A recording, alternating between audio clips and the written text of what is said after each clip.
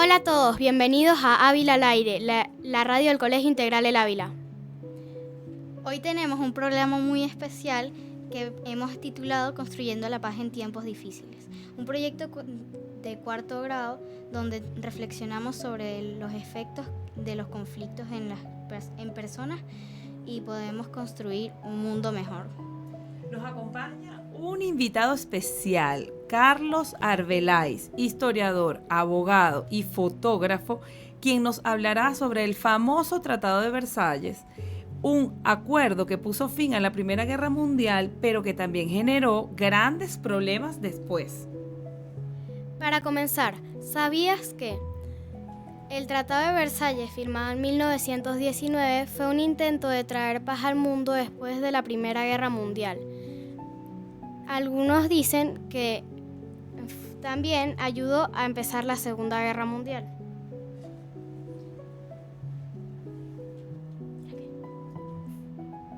Por eso, entrevistamos a Carlos Arbeláez, quien nos ayudará a entender qué pasó realmente. Bienvenido, Carlos, gracias por acompañarnos. Bueno, gracias a ustedes por invitarme a esta sesión tan especial. Vamos a hablar del Tratado de Versalles. Bueno, sí, efectivamente, el Tratado de Versalles fue un evento histórico en el que se dejó atrás ese largo conflicto que fue la Primera Guerra Mundial. No fue exactamente el momento en que finalizó la guerra finalizó por un tratado de armisticio, ¿no?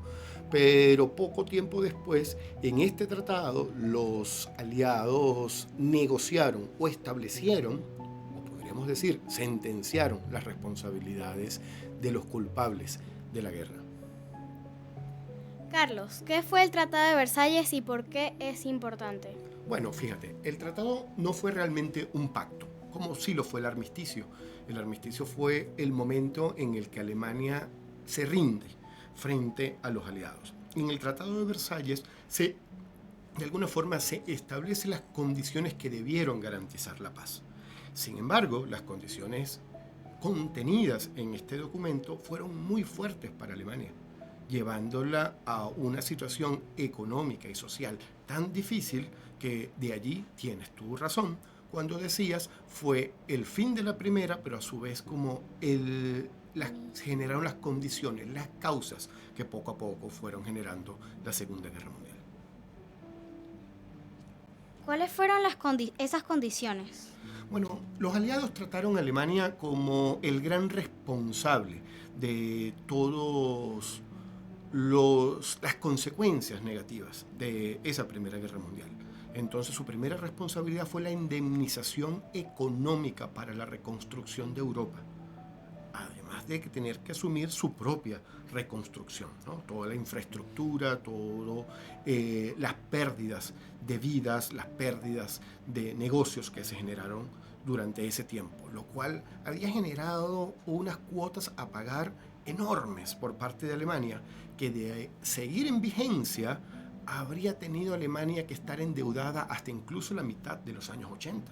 ¿No? Estamos hablando de un periodo superior a los 80 años de cuotas de indemnización.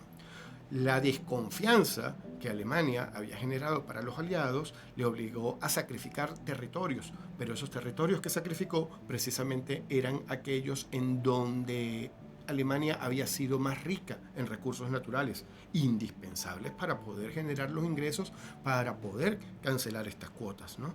Y por el otro lado, Alemania tuvo que obligarse a que no iba a contar con un ejército, sino con una mínima policía nada más para control interno.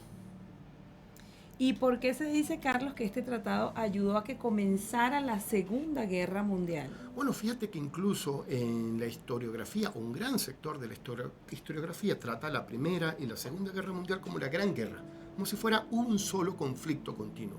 Y es precisamente por esas condiciones, porque fueron tan fuertes y exageradas que de alguna manera el pueblo alemán se sintió humillado constantemente por la forma como había sido de alguna manera maltratado y había sido condenado a una ruina económica por muchos años. La devaluación en Alemania en los años 20, en lo que se conoció como la República de Weimar, había sido tan compleja que muchas veces el salario se tenía que pagar a diario para que las personas pudieran hacer mercado, pudieran ir a comprar sus alimentos antes de que ese dinero se devaluara. Fue algo totalmente horrible.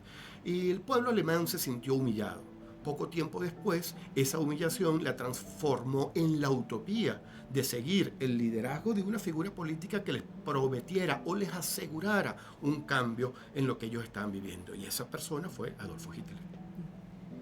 ¿Y alguien advirtió que esto podía pasar? Sí, efectivamente, grandes pensadores como John Keynes advirtieron que las condiciones en que se habían negociado este tratado eran completamente desastrosas y podían generar consecuencias negativas, aún peores a las que de alguna manera estaban tratando de evitar. Carlos, sabemos que las guerras afectaron a países, pero ¿cómo impactan a las personas comunes, especialmente a los niños? Bueno, las personas comunes y especialmente los niños principalmente son los más afectados. No por minimizar los traumas y las terribles consecuencias que puedan generar los soldados o las personas que luchan directamente en la guerra, pero las guerras generan el desplazamiento social de muchas personas. Casi todo el mundo pierde sus casas, casi todo el mundo pierde alimento, las familias son completamente separadas, se generan unas emigraciones forzadas y completamente imprevistas, y estas son consecuencias que no se pueden recuperar hasta dentro de muchos años. ¿Y qué crees tú que podemos aprender del Tratado de Versalles de cara a construir la paz? O sea, que a partir de dónde o a partir de cuáles de las afirmaciones del tratado, los impactos que tuvieron, podemos transformarlos en elementos que nos ayudan o que ayudaron a la civilización contemporánea a construir la paz. Bueno, el principal error del Tratado de Versalles fue haber buscado un culpable, y lo que fue peor fue haber sentenciado a un culpable. Efectivamente, los conflictos tienen culpas, pero la paz no se puede construir sobre ellas. La paz se tiene que construir sobre el progreso, sobre la armonía, sobre el diálogo. Y ese fue precisamente el problema, o vamos a decir, el gran error del Tratado de Versalles. ¿Qué podemos hacer como niños para ayudar a construir un mundo más pacífico? Bueno, creo que lo más importante ya lo están haciendo, estudiar. Estudiar, conocer valores, aplicar los valores, entender que el odio, la venganza no son valores y que tenemos que construir esos valores sobre la base de lo que aprendemos en nuestras casas, de lo que aprendemos en el colegio y sobre todo compartir y enseñar estos valores con quienes nos rodean.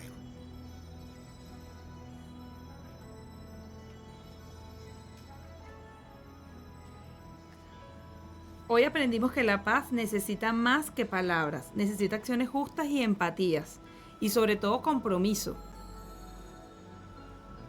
El Tratado de Versalles nos muestra que castigar a otros puede causar más problemas, pero trabajar juntos con respeto puede traer soluciones duraderas. Gracias a Carlos Arbeláez por acompañarnos hoy y enseñarnos tanto. Bueno, y gracias a ustedes por invitarme, y ojalá podamos seguir aprendiendo juntos.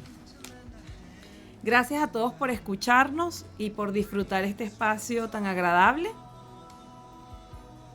Recuerden que estamos en Ávila al aire, la radio del colegio El Ávila, Integral El Ávila. Nos despedimos con una canción que nos inspira a imaginar un mundo mejor, Imagine de John Lennon.